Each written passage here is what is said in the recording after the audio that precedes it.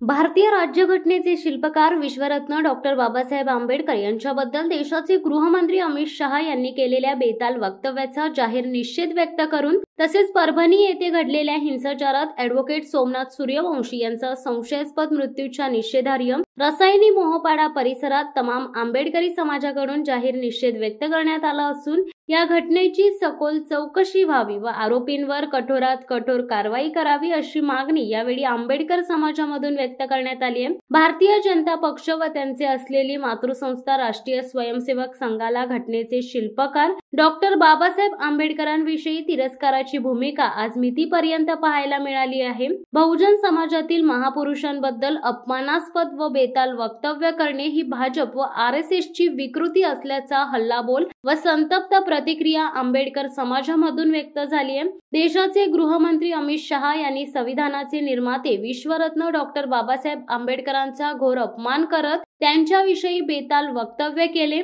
अशा अमित शहांना मंत्रिमंडळातून त्वरित हकलपट्टी करावी अशी मागणी आंबेडकरी समाजामधून व्यक्त होत आहे। शिवाय परभणी येथील घटनेचे शिल्पकार विश्वरत्न डॉक्टर बाबासाहेब आंबेडकर यांच्या संविधान प्रतिकृतीची ज्या माते फिरूने तोडफोड करत परभणीत जो हिंसाचार उद्भवलाय त्यात ॲडव्होकेट सोमनाथ सूर्यवंशी या तरुण भीमसैनिकाचा न्यायालयीन कोठडीत मृत्यू झाल्याने संपूर्ण देशभरात आंबेडकरी जनता व संविधान प्रेमींमध्ये तीव्र संतापाची लाट उसळली असून रविवार दिनांक 22 डिसेंबर रोजी मोहपाडा येथे या घटनेच्या निषेधार्थ तमाम आंबेडकर अनुयायांनी निषेध व्यक्त करत तीव्र संताप व्यक्त केला। मोहपाडा येथील छत्रपती शिवाजी महाराज यांच्या पुतळ्याजवळ सर्व आंबेडकरी समाज बांधव एकत्रित होऊन अमित शहाच्या विरोधात घोषणाबाजी केली। अमित शहा होश में आओ, होश में तुमको आना ही होगा, संविधान के राज में दानाशाही नहीं चलेगी, सोमनाथ सूर्यवंशी अमर रहे, सोमनाथ सूर्यवंशी यांच्या कुटुंबियांना न्याय मिळालाच पाहिजे, संविधान जिंदाबाद, डॉक्टर बाबासाहेब आंबेडकरांचा विजय असो, छत्रपती शिवाजी महाराजांचा विजय असो अशा गगनभेदी घोषणा देत तमाम आंबेडकर अनुयायांनी संताप व्यक्त करत घडलेल्या घटनेचा जाहीर निषेध व्यक्त केला। यावेळी मोठ्या संख्येने भीम अनुयायी, महिला भगिनी या निषेध मोर्चामध्ये सहभागी झाले होते। कोणताही अनुचित प्रकार घडू नये म्हणून रसायनी पोलीस ठाण्याचे वरिष्ठ पोलीस निरीक्षक संजय बांगर यांच्या मार्गदर्शनाखाली सहाय्यक पोलीस निरीक्षक प्रमोद जाधव, पोलीस उपनिरीक्षक प्रमोद हंबीर व त्यांचा पोलीस स्टाफ मोठ्या प्रमाणात उपस्थित होता। आज 74 वर्ष पूर्ण झालेली आहे आणि 75 वर्ष चालू झाली। तर या संविधानाच्या म्हणजे थोडक्यात संविधानाचं हे अमृत महोत्सवी वर्ष आहे। संविधानाच्या या अमृत महोत्सवी वर्षानिमित्त 17 डिसेंबर 2024 रोजी संसदेतील राज्यसभेमध्ये संविधानावरती चर्चासत्राचं आयोजन केलं जातं। मित्रांनो, हे जे चर्चासत्राचं जे आयोजन केलं जातं या चर्चासत्रामध्ये काय चर्चा व्हायला पाहिजे होती की गेल्या 74 ते 75 वर्ष संविधानावरती अंमलबजावणी किती झाली आणि जर काय राहिली असेल तर ती पूर्ण कशी करता येईल याच्यावर चर्चा व्हायला पाहिजे होती। पण त्याच्यावर चर्चा न होता आणि दुसरी गोष्ट मित्रांनो, त्याच्यावर चर्चा का झाली पाहिजे कारण संविधानामध्ये भारतातील समस्त भारतीयांचे आणि मूल निवासी बहुजनांचे हक्क आणि अधिकार शाबूत आहेत। तर ते हक्क आणि अधिकार लोकांना समजावेत, लोकांना माहीत व्हावेत, संविधान अंमल किती झाला किती नाही झाला याचा लेखाजोखा व्हायला पाहिजे। अशा पद्धतीने चर्चा व्हायला पाहिजे कारण संविधानामध्ये जी संविधानिक व्यवस्था आहे ती स्वातंत्र्य, समता, न्याय, बंधुत्ववादी अशी कल्याणकारी व्यवस्था आहे की जी आपल्या महापुरुषांना अभिप्रेत होती। कोण आहे महापुरुष? रयतेचे राजे, मूल निवासी बहुजन प्रतिपालक छत्रपती शिवाजी महाराज, राजमाता जिजाऊ, राजश्री शाहू महाराज, संभाजी महाराज, राष्ट्रपिता ज्योतिबा फुले या महापुरुषांना ही व्यवस्था अभिप्रेत होती। ही व्यवस्था संविधानामध्ये अंतर्भूत करण्यात आली आहे। तर त्या व्यवस्थेचा, त्या संविधानातील तरतुदींचा मागोवा घेण्यासाठी किंवा त्याची माहिती लोकांपर्यंत पोहोचवण्यासाठी की बाबा स्वातंत्र्य, समता, न्याय, बंधुत्ववादी एवढी कल्याणकारी व्यवस्था आहे, ती व्यवस्था आम्ही राज्यकर्ते या राज्यामध्ये या देशामध्ये प्रस्थापित केली का त्याचा लेखाजोखा व्हायला पाहिजे होता, त्याच्यावर चर्चा व्हायला पाहिजे होती। परंतु चर्चा कशावर होते? तिकडे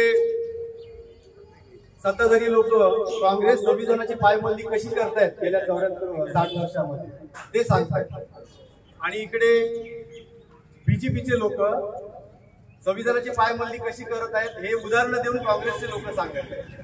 त्यांनी डॉक्टर बाबासाहेब आंबेडकरांचा अपमान केलेला आहे आणि त्याच्या निषेधार्थ आपण या ठिकाणी सर्व शिवसैनिक सर्व भीमसैनिक एकत्र जमलो. बंधूंनो, हे जे विधान त्यांनी केलेले हे विधान करून त्यांनी त्यांच्या पक्षाची मानसिकता ही आपल्या समोर आणलेली आहे. जे त्यांच्या पोटात होतं ते त्यांनी ओठावर बोलून दाखवले आणि ही यांची पहिली वेळ नाहीये. आपण जर बघितलं तर 2000 साली जेव्हा यांच्या पक्षाचं सरकार या केंद्रामध्ये होतं त्यावेळेला यांचे मंत्री मुरली मनोहर जोशी यांनी असं विधान केलं होतं की मरा हुआ आंबेडकर ये जिंदा आंबेडकर से ज्यादा खतरनाक. ही यांची पहिली वेळ नाहीये. हे वेळोवेळी छत्रपती शिवाजी महाराजांच्या बद्दल, राष्ट्रपिता ज्योतिबा फुलेंच्या बद्दल, डॉक्टर बाबासाहेब आंबेडकरांच्या बद्दल अशा प्रकारचं विधान केलं. अमित शहानी विधान केलं, अब फैशन हो गया है अंबेडकर अंबेडकर अंबेडकर अंबेडकर, इतना नाम अगर आप भगवान का लेते तो स्वर्ग में जगह मिलती. अमित शहाजी, जर खरंच जर स्वर्ग असता तर तुम्ही या देशाच्या राज्यसभेत न जाता तुम्ही स्वतः त्या स्वर्गामध्ये गेले. या देशात जर स्वर्ग असेल तर तो या संसदेमध्ये, या राज्यसभेमध्ये आहे, या लोकसभेमध्ये हा स्वर्ग आहे, या सुप्रीम कोर्टामध्ये स्वर्ग आहे, या राष्ट्रपती सचिवालयामध्ये. आणि या जनतेला कुठेतरी त्यांची दिशाभूल करायची आणि काल्पनिक गोष्टीमध्ये त्यांना अडकवायचं.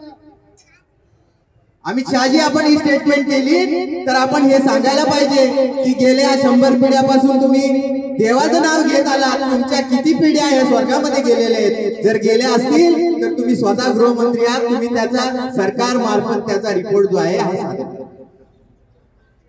या देशाचा राष्ट्रध्वज असेल, या देशाचं संविधान असेल, या देशाचे महापुरुष असतील, यांचा ज्या वेळेला अपमान केला जातो त्यावेळेला तो राष्ट्रद्रोहाचा गुन्हा ठरतो आणि हा गुन्हा यांच्यावर दाखल करण्यात आला पाहिजे. ज्या संसदेमध्ये ते बोलतायत त्या संसदेचे मंत्री होता वेळी, त्या राज्यसभेचे खासदार होता वेळी यांनी स्वतः शपथ घेतलेली आहे की आम्ही या भारताचं जे संविधान आहे या संविधानाच्या मार्गाने आम्ही चालू. या संविधानाने तुम्हाला खासदार बनवलेले, या संविधानाने ती पार्लिमेंट बनवली आहे, संसद बनवलेली आहे. संविधानाच्या आर्टिकल 79 या देशाची संसद बनवलेली आहे. संविधानाच्या आर्टिकल 52 ह्या देशाचे राष्ट्रपती बनवलेले. संविधानाच्या आर्टिकल 124 ही न्यायपालिका म्हणजे सुप्रीम कोर्ट, हायकोर्ट, जिल्हा न्यायालय, तालुका न्यायालय ह्या देशामध्ये बनवलेले. अरे गृहमंत्री तडीपार गुंडाचं करायचं काय? गरीब तडीपार गुंडाचं करायचं काय? अमित शाह होश में आओ, होश में तुमको आना होगा, होश में तुमको आना होगा. संविधान के देश में दादागिरी नहीं चलेगी, संविधान के देश में तानाशाही नहीं चलेगी. डॉक्टर बाबासाहेब आंबेडकरांचा, छत्रपती शिवाजी महाराजांचा.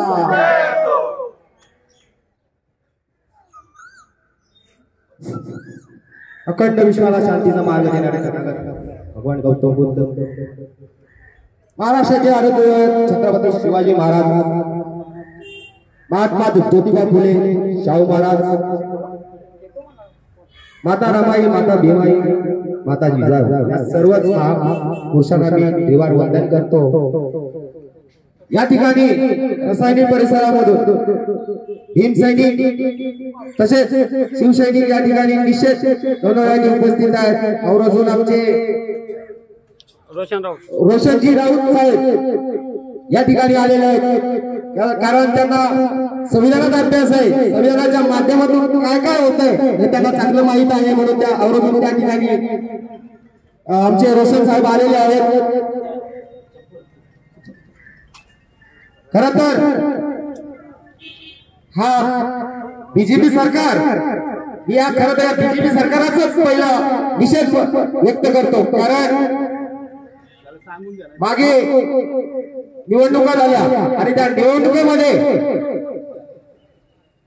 ईव्हीएम मशीनचा घोटाळा करून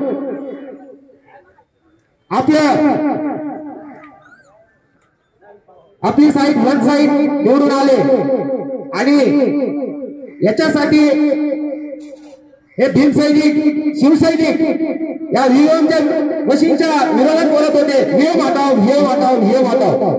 परंतु परभणी येथे या ईव्हीएमच्या मशीनचा मान भीमसैनिकाच्या या मनातून थोडं बाजूला झालं पाहिजे, याच्यासाठी एक मातेविरोधी त्या ठिकाणी संविधानाची विटंबना केली आणि हा सगळा समाज तिकडे वळवला. हे सगळं होतं